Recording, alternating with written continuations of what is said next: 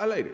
Muy buenos días, Dios le bendiga, bienvenido al programa de Palabra Viva, como cada mañana, gracias por estar con nosotros a través del 107.7 FM aquí en Chihuahua, 106.3 FM en Ciudad Juárez y El Paso. Muchísimas gracias a todos aquellos que estén sintonizándonos, de la misma manera a los que están viéndonos a través de Facebook, también por valientes, muchísimas gracias por estar ahí. Se lo agradecemos. Seguimos con esta semana de regalos en la celebración del 8º aniversario de Palabra Viva Radio, que está increíble la cantidad de cosas. Yo he visto, pues ya vi que trae ropa nueva Alejandro, ya vi que cambió no sé qué accesorios del carro, tiene un viaje a Cancún, o sea, no, está carne. Si le dan billetes como estos, sí. no los acepte, por eso Alejandro está haciendo muchas cosas ahí también. Cuidado con todas estas cosas que está llevando él. O sea, y aparte se quedando con los regalos también. Sí, no, está tremendo, pero sí, porque llevaba un montón de 500 y de 1000 pesos, pero son falsos. Aguas, son falsos. Sí, no va a ser que, en fin, pero bueno. Gracias por estar con nosotros. Hoy vamos a tener un tiempo de efemérides y de hablar la palabra y pasárnosla bien. Y usted puede ser parte del programa a través de su comentario vía WhatsApp en el 614-541-5252.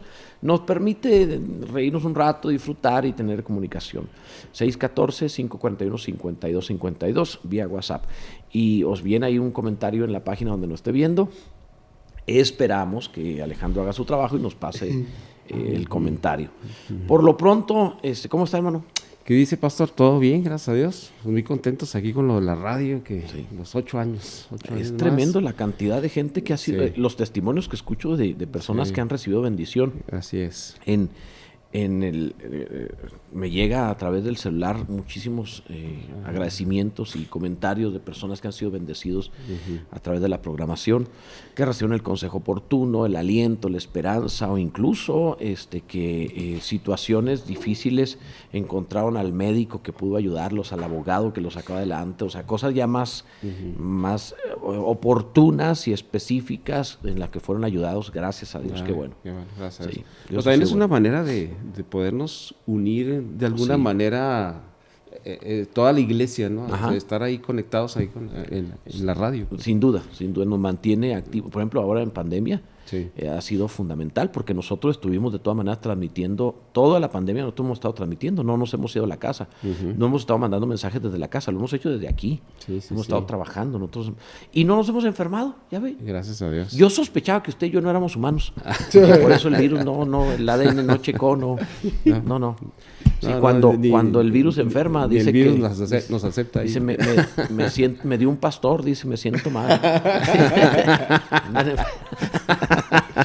Entonces, gracias a Dios que sin problema. Gracias a Dios, nos ha guardado. Nos ha guardado, sí. Y mire que a nuestra edad, si nos guardan, capaz de que ya nos sacan, entonces. No, estamos bien, saludables. Okay.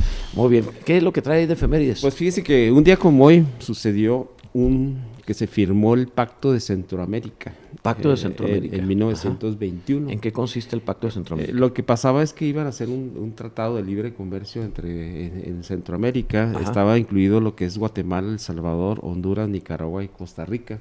Y interesante ver que todas estos países pues tienen una bandera muy similar, ¿verdad? Que tienen dos franjas azules y una blanca en medio, en donde pues significa pues el mar Pacífico y el Atlántico, y el blanco y el blanco es la tierra, ¿no? Pero pues sin embargo no, pues ya hicieron ahora, pues actualmente ya lo actualizaron ese pacto de Centroamérica, pues ya incluyeron ahora a México y a República Dominicana también. Y entonces pues para hacer ese tipo de libres comercios se me hace muy muy interesante que naciones que se incluyan al Tratado de Libre Comercio, por ejemplo, mencionó Nicaragua, ¿no?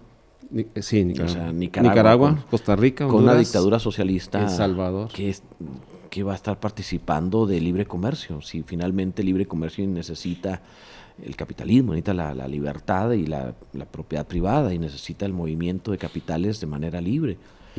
Pero es interesante cómo hasta los países socialistas se terminaron haciendo capitalistas. O sea, Rusia, China, que son sumamente capitalistas en la forma en la cual manejan su economía, y que no lo eran, y tuvieron que hacerlo, porque quebraron cuando quisieron manejarlo a través del control. Pero se me hace muy raro esta clase de tratados. Debería pensarse, en lugar de estar haciendo tratados, como ahora tenemos nosotros un tratado México con el norte y luego México con el sur, pues no deberíamos tener una política abierta.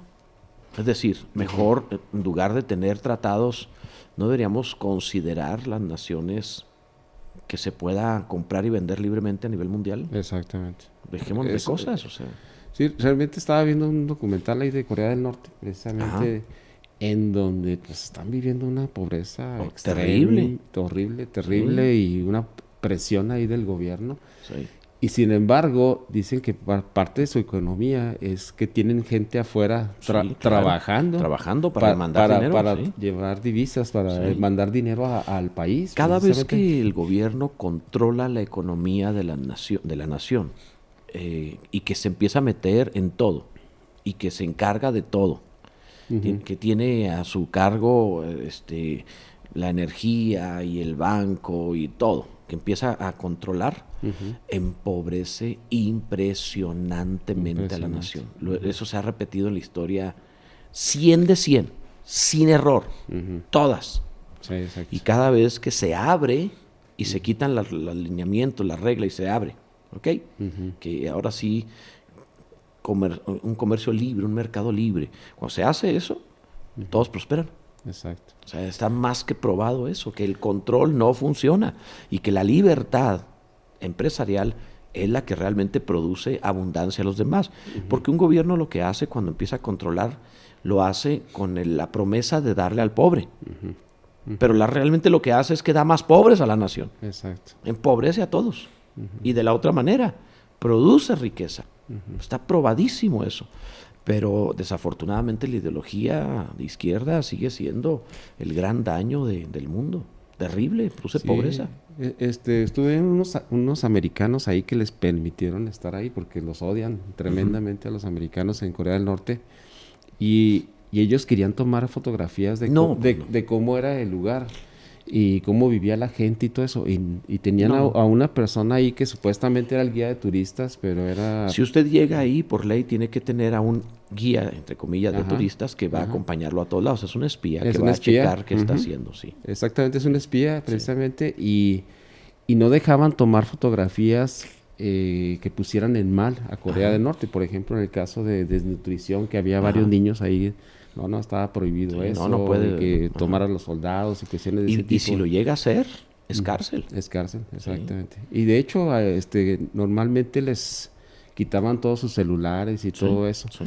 Precisamente porque ellos quieren aparentar algo que está súper bien en Corea del Norte, pero la realidad es otra. Totalmente diferente, sí. Así es. Me tocó viajar a Cuba en la época de Fidel Castro y así era. Así era, o sea, recuerdo haber llegado a La Habana y en lo que se traslada uno, estoy en un lugar llamado Matanzas, imagínense nada más cómo se llamaba, y en lo que está uno, en lo que se hospeda uno, duraron 15 minutos para llegar agentes de gobierno a donde me hospedé para checar a qué iba. ¿En serio? 15 minutos. Ah, caramba. En lo que es el registro, hospedarse y llegar. O sea, es como de ley, en aquel tiempo tenían que checar así. Entonces, si es tan maravilloso, ¿por qué tienen que controlar de esa forma? Exacto. Pero bueno, ¿qué más tiene? También es el Día Mundial de la Nieve. De la nieve, Día Mundial de la Nieve. De la nieve, pero este invierno no ha nevado, ¿qué pasa aquí? ¿Qué sucede? Precisamente lo manejó la Federación Internacional de Esquí, precisamente para... para tener trabajo. Promocionar a todos los deportes blancos, así le llaman ellos. Entonces, todo lo que es el esquí, todo el patinar en hielo y ese tipo de cosas. Y entonces, pues... ¿Usted sabe esquiar, patinar, sabe hacer eso? Yo esquié, pero en agua.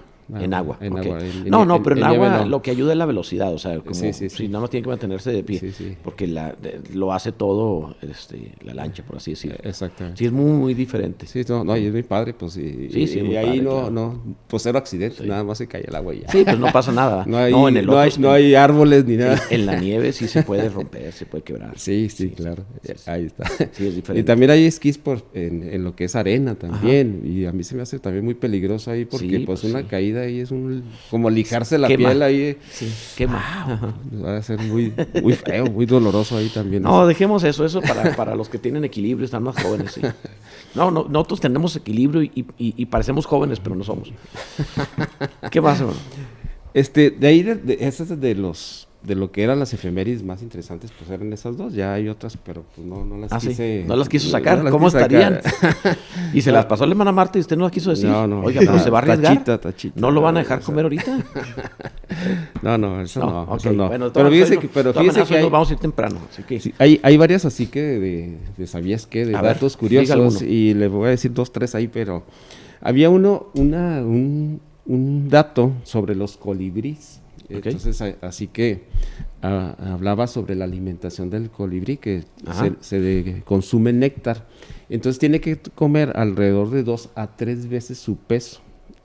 ¿Come de 2 a 3 veces su peso? Sí, por la velocidad de las alas, por todo lo que quema. De 2 a 3 veces su peso en néctar para poder sobrevivir. Entonces, más o menos hacían una equivalencia de cuánto era lo que comía el colibrí. Es más o menos como si un ser humano se comiera 300 hamburguesas en un día. 300 300 hamburguesas, imagínense, ¿no? Pues es una locura, ¿no? Alejandro Colibrí. Se me hace que vuelo, por eso. Sí. ¿Por qué no pruebas volar? A lo mejor sí te sale, o sea, pruébalo. Por eso Alejandro le apodan el colibrí. Sí. Ha de ser por yo pensé que era muy ligero, ¿no? Ya entendí por qué. Come 3 veces su peso. 3 veces su peso. Oye, está tremendo, la cantidad de cosas que... Sí, impresionante de lo que consume realmente, pues lo que gasta de energía, ¿no? Sí. No, es fuera de serie, sí. Wow. Sí, está impresionante. Hay otro dato también así muy curioso. A ver. Que le llaman el ineburi.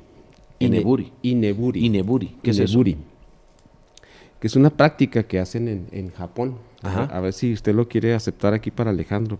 A ver, vamos a ver qué es. Se supone que quiere decir dormir enfrente del otro. ¿Por qué? ¿Y eso para qué? ¿El ineburi? ¿Para qué dormir enfrente del otro? Eso no, hermano. Eso se le llama camión urbano. Lo que pasa es que en Japón, ahí las jornadas de trabajo son muy largas. Y entonces las personas pues pueden dormir en su escritorio. Duermen en su escritorio. Sí, entonces le llaman ineburi. El ineburi es dormirse en el escritorio. Dormirse en el escritorio. Entonces, precisamente hasta los jefes le pueden... ¿Y cuando se duermen en un programa de radio? ¿Es ineburi también? También es ineburi. Yo digo, no sé, yo no estoy viendo. Sí. Yo que conozco a alguien que ineburía cada rato, Se supone que hasta les pueden dar un ascenso, una promoción, porque son así tan fieles para... todavía los promueven por quedarse dormidos en el escritorio. Exactamente. Más eso faltaba. Entonces usted puede ver ahí de repente a 2, 3 ahí japoneses que están ahí dormidos en su escritorio. Pero es para las jornadas largas. Por unas jornadas largas que todavía dije... No, es porque acaban de llegar y apenas acaban de empezar el programa de radio. Exactamente. Jornadas largas. Ajá. No, y es muy común ver a la gente también en los camiones, ahorita te comentaba, que se van durmiendo ahí en el camión. Es que algo tiene eso que todo el mundo se arrulla en un camión, o sea, si va sentado en el camión se duerme. O sea, exacto. Todo el mundo se arrulla, eso es algo, no se puede evitar. Igual pasa en los camiones foráneos, o sea, si va de pasajeros, o sea, se va a dormir, claro que sí.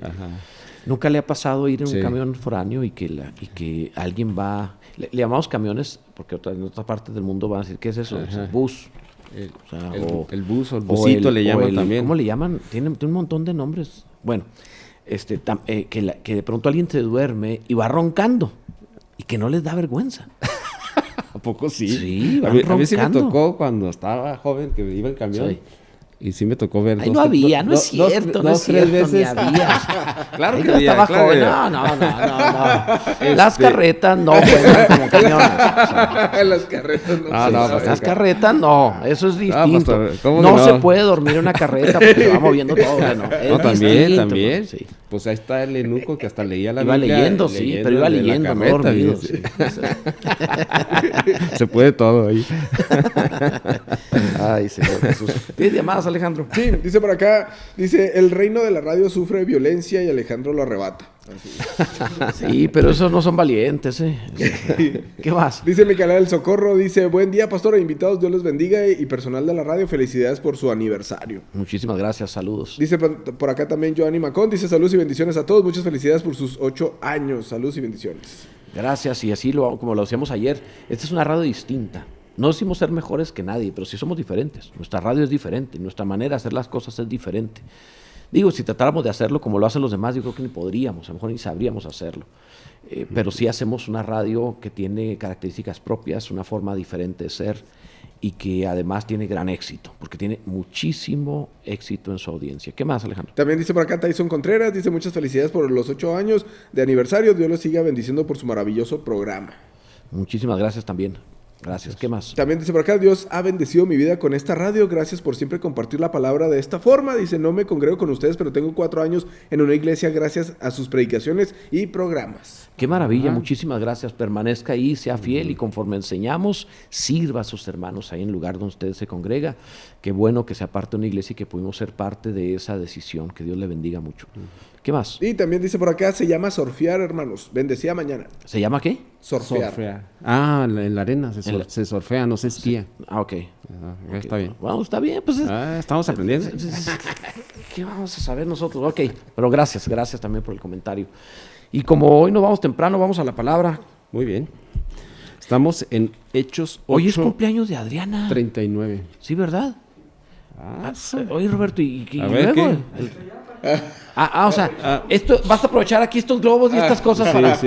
Y el pastel también de la radio lo vas a aprovechar. Dijo que le iba a cantar las mañanitas ahorita. Sí, a ver, Bien, póngale todo, un micrófono a que cante las mañanitas. Lo sacó de cámara. Iba a cantar. Entonces, una poesía, ya lo acaba de motear, hermano. Sí. Que cantar y poesía. Y sí, no, pues no eso sé qué. estaba diciendo, sí. Ajá. Yo no le quise preguntar, se me hizo muy raro. Dije, ¿por qué vendrá vestido de mariachi? De mariachi, sí. Sí, entonces, no le quise decir nada. Así es que, pues, ¿por qué está ese sombrero Dije, charro le ahí? falta panza, no, tiene panza. No, ahorita con una torta ahí, sí, más sí, o menos. de mariachi no le queda, o sea, no traes panza, entonces, pero, así que era por eso, entonces, porque le vas a cantar ahorita felicitándolo. Al final del programa, pues, una felicitación muchas a Adriana, felicidades a la hermana. una mujer de Dios que ha probado que se puede vivir en tribulación permanente y ser cristiana. Bajo fuego. Bajo fuego, sí. Va a pasar como mártir. Si nosotros nada más una hora lo aguantamos. Sí, exactamente. Con razón, otra vez alguien le estaba regañando a una hermana diciendo, guerra espiritual, esté casada con Roberto. ¿Qué guerra espiritual? Ni que nada. Él no tiene idea lo que es este. Sí, no. Tú eres el más bendecido, no te hagas.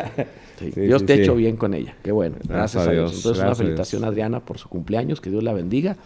Sí, porque vivir casada con Roberto, sin duda que se trata de una mujer de Dios. Y aquí Roberto, que está a cargo supuestamente de la parte de producción, es el culpable de todo lo que sucede aquí. Exacto. Bueno, ¿qué le vamos a hacer? Pero bueno, pues ya dijo que iba a usar todas las instalaciones para festejo. Por lo pronto vamos a la palabra. Vamos a la palabra, Hechos 8:39. Hechos 8:39, vamos a ver. Dice la escritura... 8:39, ya no lo acabamos el capítulo. Nos faltan prácticamente dos versículos. Dice la escritura, cuando subieron del agua, el Espíritu del Señor arrebató a Felipe, y el eunuco no le vio más y siguió gozoso su camino. Se habla mucho, por ejemplo, entre otras cosas, que el bautismo evidentemente fue por inmersión, o sea, lo sumergieron en el agua debido a que descendieron al agua y subieron del agua, entonces, es decir, no fue aspersión. Y es un argumento que se utiliza mucho para hablar acerca de que debe ser por inmersión.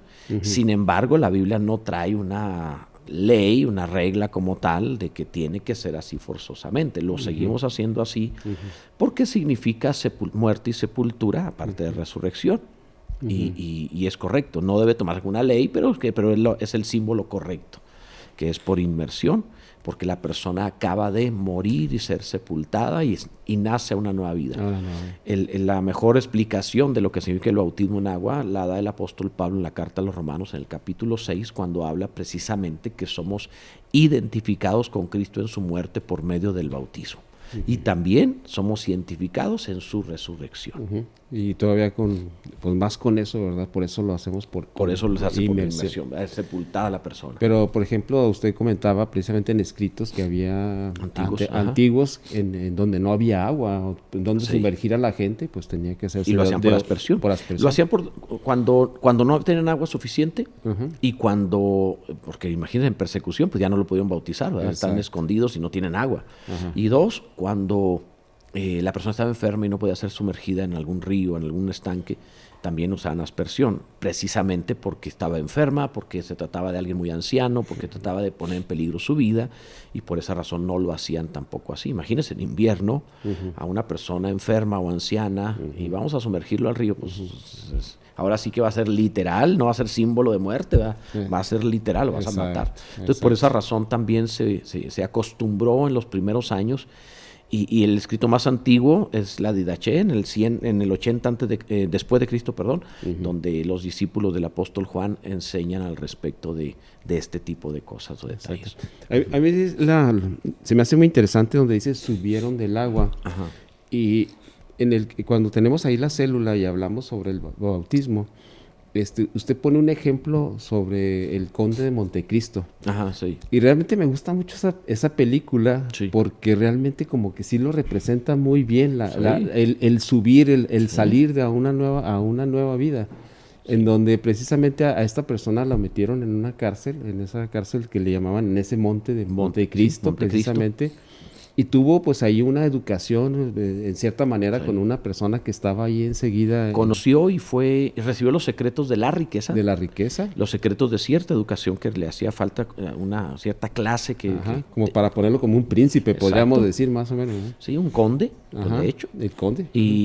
Y va a asumir la personalidad del anciano que se muere ahí. Exacto. Y cuando el otro se muere, toma el lugar, lo ponen en un saco y a él lo avientan al mar como muerto.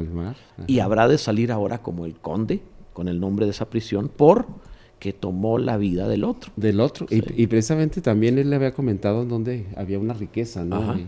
Y es algo muy similar a lo que nos pasa a nosotros, ¿verdad? Que donde nosotros ya sepultamos nuestra vida anterior y ahora podemos tener una nueva vida en Cristo. Exactamente, ¿verdad? Sí. Se trata de una vida distinta. El bautismo es ponerle fin a nuestra vida y empezar la nueva vida en Cristo. Ya no vivo yo, más Cristo vive en mí, o como dice también el apóstol Pablo en ese mismo contexto, lo que ahora vivo en la carne, lo vivo en la fe del Hijo de Dios. Eso es el bautismo. El bautismo no trata de un ritual mágico que le produzca al ser humano en automático una nueva vida. Esto tiene que ser por una identificación por medio de la fe en la muerte y resurrección de Jesucristo, para que también se active en nosotros la vida de resurrección, propiciándonos una nueva vida. Exacto. Eso es el bautismo. Y mucha gente piensa que el meterlo al agua es porque se lavó sus pecados y ahí se le quedaron los pecados en el agua, ¿no? Y algunos incluso hasta llegan a predicar que por eso debe ser un río y no un estanque, porque si no el otro que se mete si fuera físico, si fuera sarna, se le pegan los pecados. Los pecados del otro. Es evidente que si tal el asunto, pobre el pastor tiene los pecados de todos. Sí, es cierto. Pues sí, se le pegaron los pecados de todos los que ha bautizado 1000 en su vida, tiene los pecados de 1000 personas. Es evidente que se trata no es roña, ¿eh? O sea, exacto. No, ya es una nueva actitud, una nueva mentalidad. El apóstol Pedro dice: el bautismo que corresponde a esto ahora nos salva, no quitando las inmundicias de la carne. O sea, no quita los pecados, sino como la aspiración de una limpia conciencia para con Dios. Es decir, la persona tiene una conciencia renovada porque se ha identificado con Cristo por medio de la fe en su muerte y resurrección, y es libre en su conciencia para empezar una nueva vida. Eso es realmente el bautismo. Cuando se ve de otra manera, con características mágicas, se hace corredentor al que bautiza. Porque imagínese, si es para limpiar los pecados, ya no solo fue la sangre de Cristo, ahora resulta que la persona también es parte de esa redención, el que lo bautiza. Y la otra es que entonces el que no se bautiza no tiene perdón de pecados y se condenaría. Por lo cual la promesa de Jesús al ladrón a un lado de él en la cruz sería una promesa falsa de hoy estarás conmigo en el paraíso. No tuvieron oportunidad de bautizarlo. Y ese tipo de idea de pensar que limpia el pecado, el agua y no la fe en Cristo Jesús, la sangre de Jesús, ocasionó también la idea de un purgatorio y la idea de un limbo, por parte del catolicismo, aunque ya lo quitaron, dijeron que no hay, pero en su momento propició la idea, ¿qué pasó con mi bebé? No alcanzamos a bautizar. No, es que Dios tiene un limbo, un lugar intermedio en lo que lo pasa. O sea, precisamente por haber sacado una mala doctrina, una mala doctrina es como las mentiras. Se tienen que sacar otra para justificar la anterior. Y siendo tan claro, ¿no? Que los de ellos es el reino de los cielos. Exactamente. Los bebés. No hay necesidad de ejemplificarlo con ninguna otra cosa aparte o algo, ¿sí?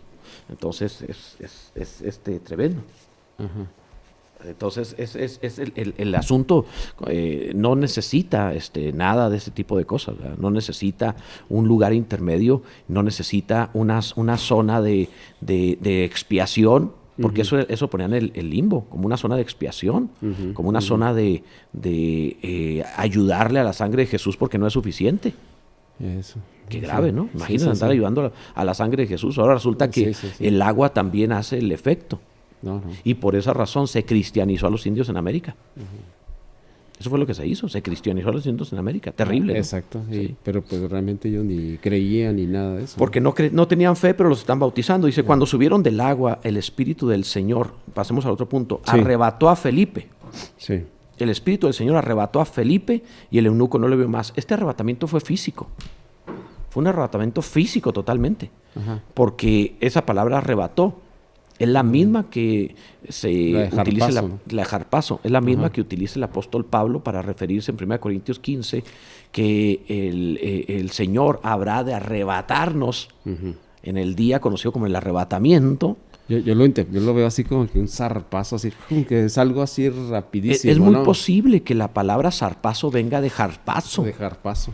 Sí, es muy posible, porque zarpazo es como tomar hacia la fuerza. Y rapidísimo, y pues lo retrae, ¿no? Y harpazo es eso, es tomar a la fuerza. Sí, yo tenía aquí una definición que dice sacar con urgencia. Sacar con urgencia. Sí, es eso, pero es arrebatar por la fuerza. Sí, arrebatar, o sea, es como puede tomarse en sentido positivo y negativo.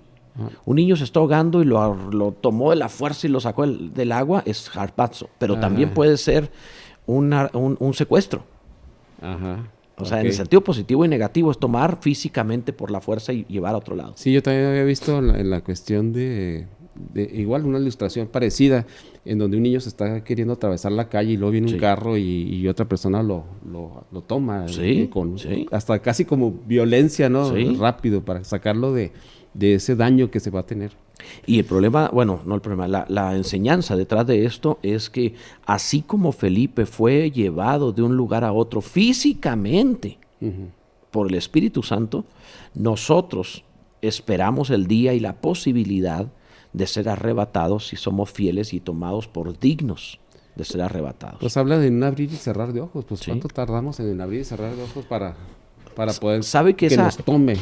Cuando dice en un momento, en un abrir y cerrar de ojos, 1 Corintios 15, 51 en adelante, cuando dice en un momento, que es la palabra traducida momento, es la palabra en griego átomos.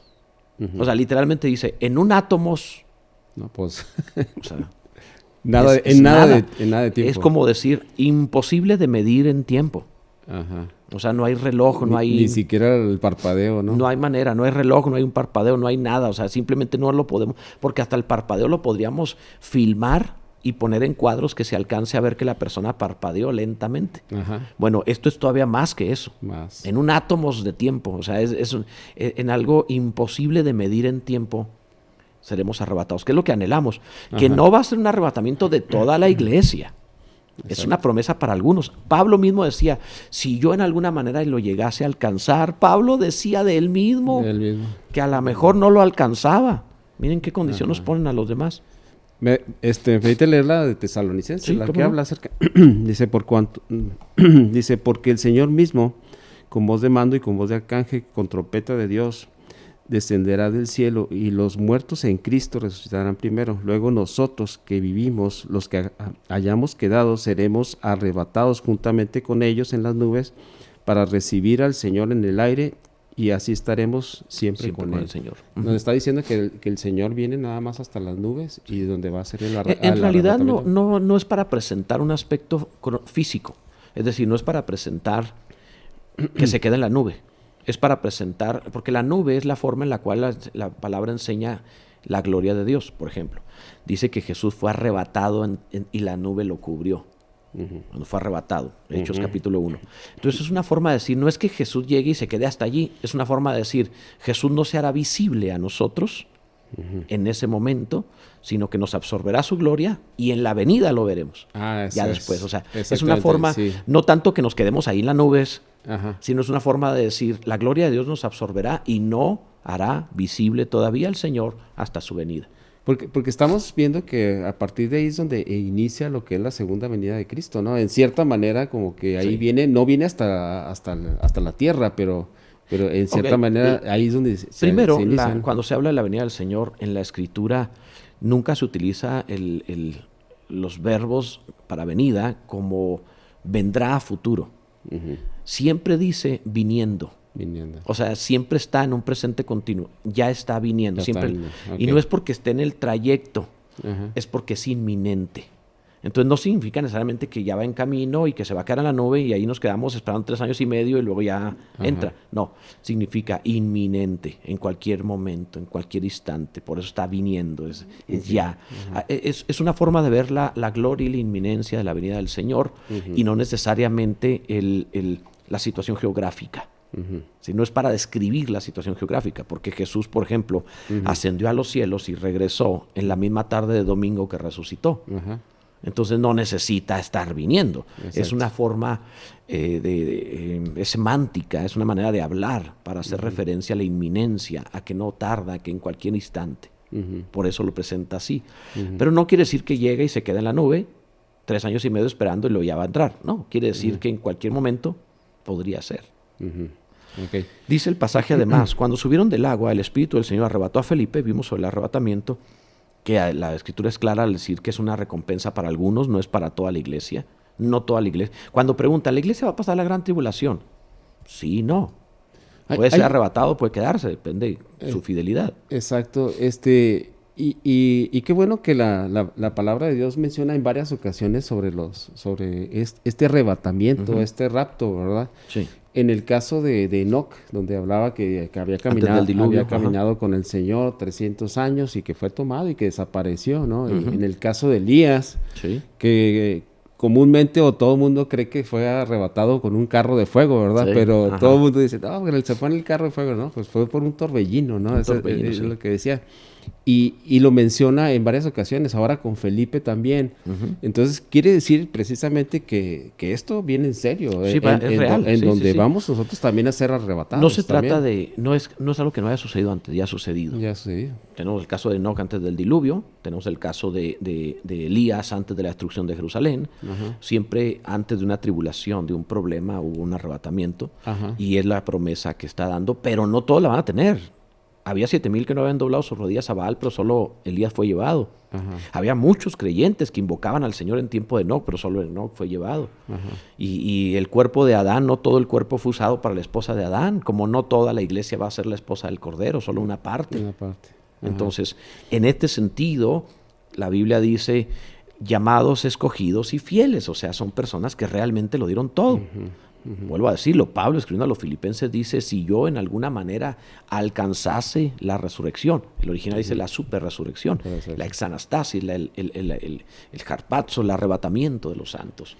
Y también algo que menciona la gente, bueno, que es una enseñanza que se oye, en donde ¿cuándo va a ser el arrebatamiento? Que si va a ser antes de la tribulación o después de la tribulación, eso lo presenta como antes. O a la mitad de la tribulación. Es que ya no más falta, la tribulación es de 3 años y medio, no son 7 años, son 3 y medio nada más. Siempre la equivocación tan grande que se ha dado en teología y en escatología es que al interpretar Daniel capítulo 9, cuando habla acerca de las 70 semanas de Daniel, y se dice un príncipe que ha de venir, destruirá la ciudad del santuario y todo, y luego después habla acerca de un príncipe que habrá de tener el sacrificio y la ofrenda a la mitad de la semana, y los confunden. Y entonces confunden al que habría de destruir Jerusalén en el año 70, lo confunden con el Mesías que habría de ponerle fin al pacto. Dicen, el pacto es un pacto anticristo con Israel. Pura imaginación. El pacto, ¿de qué pacto habla la Biblia? Pues del antiguo pacto que fue puesto fin en el momento en el cual Jesús murió porque hizo cesar el sacrificio y la ofrenda, según nos dice la carta a los hebreos, mediante su sacrificio. Ya no hizo falta ningún otro. ¿Cuánto duró el ministerio de Jesús? 3 años y medio. Ya pasó el ministerio de Jesús. O sea, ya pasó la mitad de la semana. Ya nada más queda la otra mitad, los 3 años y medio. Por eso Apocalipsis, cada vez que habla de la gran tribulación, jamás dice 7 años. Siempre dice 3 y medio años, 42 meses, 1260 días, un tiempo y tiempos y la mitad de un tiempo, o sea, 3 años y medio. Exacto. O sea, siempre. Porque es lo único que falta. Nada más 3 años y medio es lo que falta. Y esos 3 años y medio son posteriores al arrebatamiento de los santos. O sea, primero el arrebatamiento, luego 3 años y medio y luego la segunda venida. Que eso está muy definido en la Escritura, muy clarito. Pero se equivocan por la mala interpretación de las 70 semanas de Daniel. Y otra cosa que también mencionan es precisamente de que si la iglesia va a pasar en la tribulación, pero algo que menciona precisamente Dios es que es este jarpazo, ¿verdad? Precisamente que nos va a salvar de la ira venidera, precisamente. Sí, ahora el punto es que no va a salvar a todos. Va a salvar a aquellos que son considerados fieles. Es decir, no por ser cristiano nominal es salvado de la ira. No por ser una persona que asiste de cuando en cuando y que... No, la Biblia es clara al mencionar estos, los que menciona como arrebatados, estos fueron escogidos y llamados y fieles. La Biblia habla, Jesús dijo, muchos son llamados, pocos son escogidos. Es otro nivel. Pero de entre los escogidos, más pocos son fieles. Y por eso hago mención del apóstol Pablo escribiendo a los filipenses, cuando él dice de sí mismo, si yo en alguna manera, si todo lo tengo por basura, todo lo he dejado, yo me esfuerzo, si en alguna manera yo alcanzara la superresurrección. O sea, él mismo está luchando y él mismo le dice a la iglesia, solo uno se lleva el premio, corran de tal manera que lo alcancen. Como haciéndoles ver, esto va en serio, se pueden librar de eso si le ponen el corazón, si realmente son fieles, pero si no se van a librar de eso. O sea, decía aquí también en el eunuco, ¿verdad? Que si crees de corazón. Sí. Dice que el Señor Jesús nos habló acerca de que viviéramos de tal manera que fuéramos tenidos por dignos de escapar de estas cosas que vendrían. Pero ser tenidos por dignos. Entonces no es porque tenga una persona la doctrina, porque tenga una membresía en algún lugar. Es porque es cristiano realmente. Está viviendo realmente esto. Otra ilustración que también, bueno, en la historia ponen ahí es precisamente de que Lot fue salvado antes de la ira, ¿no? Exacto, sí. Y precisamente hablaba acerca ahí de... Pero se fija que solo Lot. Sí, solo Lot. Y estaba hablando precisamente ahí Abraham, que tuvo una conversación con Dios en donde estaban negociando pues cuánta gente justa había ahí, ¿no? Sí. Y realmente pues no llegaban ni los 50, ni los 40, ni los 10. No pudieron completar 10. Ni 10. No pudieron completar 10. Exacto. Entonces ahí es un llamado de atención también para nosotros en que seamos esos esforzados, ¿verdad? Justos. El punto de esto no es que yo creo mucho, es que es justo. Igual en el caso de Noé, también cuando iba a venir también la ira o el diluvio, precisamente pues también buscó ahí. También fue hallado justo. Y fue hallado. Y fueron 8 nada más. Gracias. Sí. Esto tiene que ver con justicia, esto no tiene que ver con religión, en el sentido de, no, es que yo sí me congrego y creo mucho. No, eres justo. ¿Estás viviendo realmente la justicia de la palabra de Dios o no?